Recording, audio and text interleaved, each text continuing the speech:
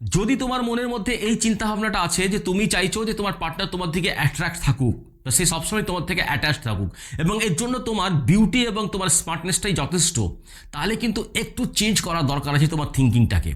তুমি নিজের আশেপাশে, নিজের ফ্রেন্ডস জোনের মধ্যে, নিজের ফ্যামিলি বা নিজের রিলেটিভের মধ্যে যদি তুমি কোনোদিন লক্ষ্য করবে, তাহলে দেখবে যে কখনো কখনো কিছু একটা মেয়ে এমন আছে যে মেয়েটা খুব সুন্দর না এবং খুব স্মার্টও না, কিন্তু ছেলেরা তার দিকে কিন্তু অ্যাট্রাক্ট আছে। বিশেষ করে তার পার্টনার সবসময় তার আশেপাশে ঘুরে বেড়াচ্ছে, ঘুর করছে।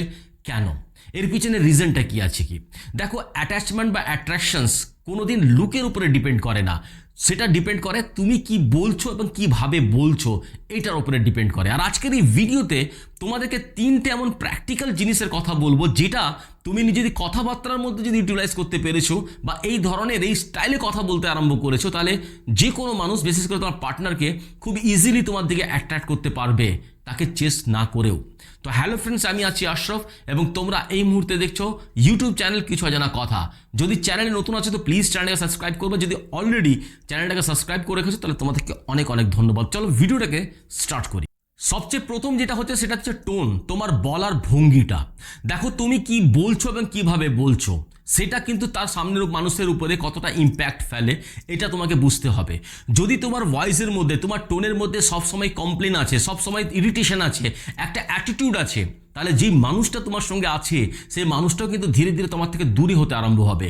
আর যদি তোমার ভয়েসে, তোমার টোনের মধ্যে যদি সফটনেস আছে, ওয়ার্মথ আছে, যদি প্লেফুলনেস আছে, তাহলে যে মানুষটা তোমার সঙ্গে আছে সে তোমার সঙ্গে বাই হার্ট তোমার সঙ্গে কিন্তু জুড়ে যাবে, তোমার সঙ্গে অ্যাটাচড হবে, সে তোমার দিকে সবসময় কিন্তু অ্যাট্রাক্ট থাকবে। একটা সিচুয়েশন তোমাকে দিই, তুমি নিজের পার্টনারকে কন্টিনিউসলি মেসেজ করছো, ফোন করছো, কিন্তু তা সত্ত্বেও তোমার পার্টনার তোমার ফোন রিসিভ করছে না এবং তোমার মেসেজে কোনো রিপ্লাই দিচ্ছে না। তুমি তাকে যদি এই ধরনের বলো যে তোমাকে এত মেসেজ করছি, এত ফোন করছি, তুমি কি আমার মেসেজ ফোন দেখতে পাচ্ছ না, একটা রিপ্লাই পর্যন্ত করতে পারছো না, তাহলে তুমি লক্ষ্য করবে যে তোমার এই সেন্টেন্সের মধ্যে ইরিটেশন আছে, এই সেন্টেন্সের মধ্যে কোনো না কোনো জায়গায় অ্যাটিটিউড আছে আর কোনো না কোনো জায়গায় রুডনেস আছে তোমার মধ্যে।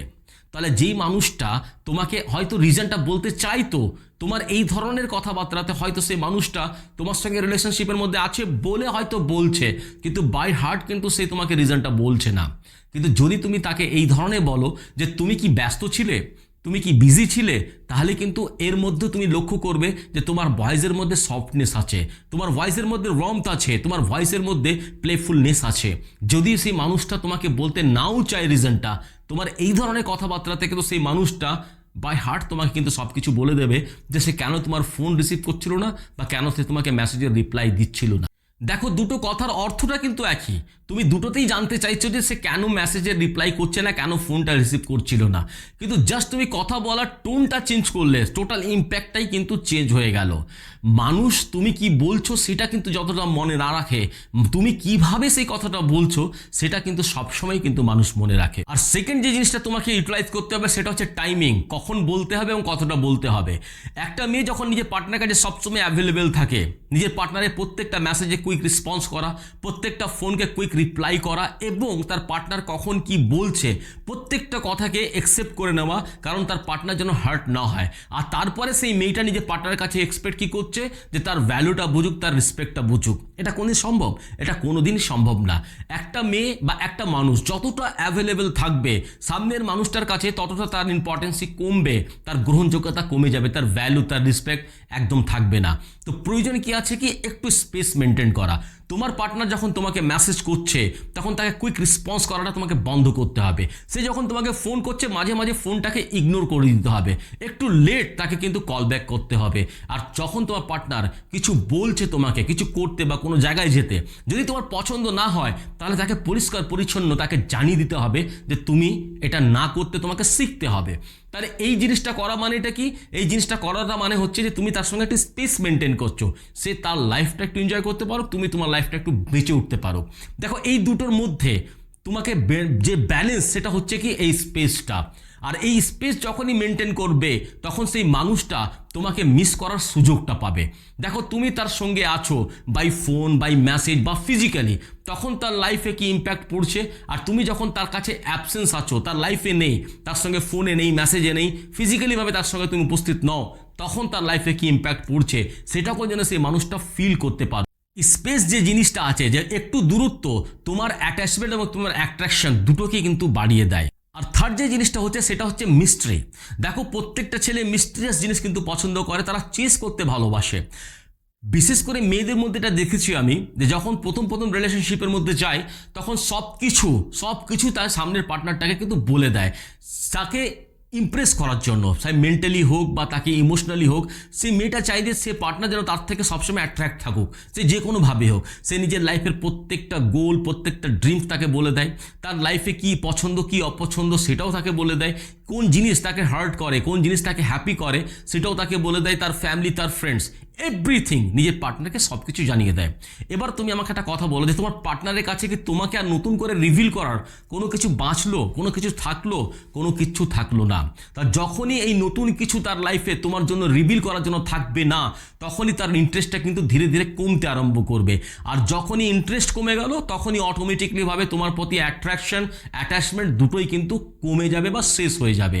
তো এখন তোমাকে প্রয়োজন কি? প্রয়োজন আছে নিজেকে মিস্ট্রিয়াস বানিয়ে তোলা। মিস্ট্রিয়াস মানে সেটা নয় যে প্রত্যেকটা জিনিস তাকে তুমি অ্যাভয়েড করবে, একদম না। দেখো, তাকে বলার তোমাকে টেকনিকটা জানতে হবে, যে প্রত্যেকটা কথা সম্পূর্ণ না করে কিছুটা অসম্পূর্ণ রাখা, এবং পরবর্তীকালে সেই কথাটাকে সম্পূর্ণ করার একটা টেকনিক তোমাকে জানতে হবে, টেকনিকটা শিখতে হবে। সেটা কীভাবে শিখবে অবশ্যই আমাকে কমেন্টে জানাবে।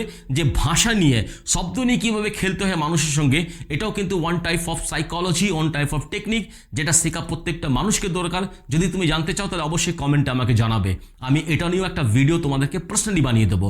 তো তোমাকে ভাষা নিয়ে খেলাটা তোমাকে জানতে হবে, যে কখন কি বলতে হবে, কতটা বলতে হবে, কিভাবে বলতে হবে, এই মিস্ট্রিটাকে তোমাকে ক্রিয়েট করা তোমাকে শিখতে হবে। বা তুমি যদি না জানো তাহলে তোমাকে জানতে হবে। যখনই তুমি এই মিস্ট্রিটা শিখে যাবে, যে প্রত্যেকটা কথা তাকে সম্পূর্ণ না জানিয়ে কিছুটা কথা পরের জন্য রেখে দেবে, কিছুটা কথা কালকের জন্য রেখে দেবে, তাহলে সেই মানুষটার মনের মধ্যে এই কথাটাকে ফুলফিল করার জন্য, সম্পূর্ণ করার জন্য সবসময় সেই মানুষটার মাথায় তুমি কিন্তু ঘুরপাক খাবে। অ্যাকচুয়ালি কি জানো তো, মেয়েরা ভালোবাসার মধ্যে এতটা রিয়াল হয়ে যায় যে নিজের পার্টনার কাছে সব কিছুই কিন্তু দিয়ে দেয়। দেখো, অ্যাটাচমেন্ট বলো বা অ্যাট্রাকশন বলো, সেটা তৈরি হয় ব্যালেন্স দিয়ে। সেটা কিন্তু তোমার স্যাক্রিফাইস, তোমার টলারেশন, তোমার অ্যাডজাস্টমেন্ট দিয়ে কিন্তু কোনোদিন হয় না। তো এই ব্যালেন্সটা তোমাকে করতে হবে। আশা করি ভিডিওতে তোমাকে বোঝাতে পেরেছি। এই তিনটে জিনিসকে যদি তুমি ফলো করো, তাহলে প্রত্যেকটা মানুষ, বিশেষ করে তোমার পার্টনারটাকে তুমি খুব ইজিলি নিজেদিকে অ্যাট্রাক্ট করতে পারবে। তাকে তুমি অ্যাটাচড হতে তুমি তাকে বাউন্ড করে দেবে। আশা করি ভিডিও তোমাকে ভালো লাগবে। ভিডিও যদি ভালো লাগে তো অবশ্যই একটা লাইক করবে, কমেন্ট আমাকে অবশ্যই জানাবে যে তোমার মধ্যে এই তিনটে জিনিসের মধ্যে কোন জিনিসটা বা কোন হ্যাবিটটা, কোন গুণটা তোমার মধ্যে আছে, এটা অবশ্যই আমাকে কমেন্টে জানাবে। যদি চ্যানেল নতুন আছো তাহলে প্লিজ চ্যানেলটাকে সাবস্ক্রাইব করবে, যদি অলরেডি করে রেখেছো তাহলে তোমাদেরকে অনেক অনেক ধন্যবাদ। সকলে ভালো থাকো, অনেক আনন্দ থাকো। Thank you very much.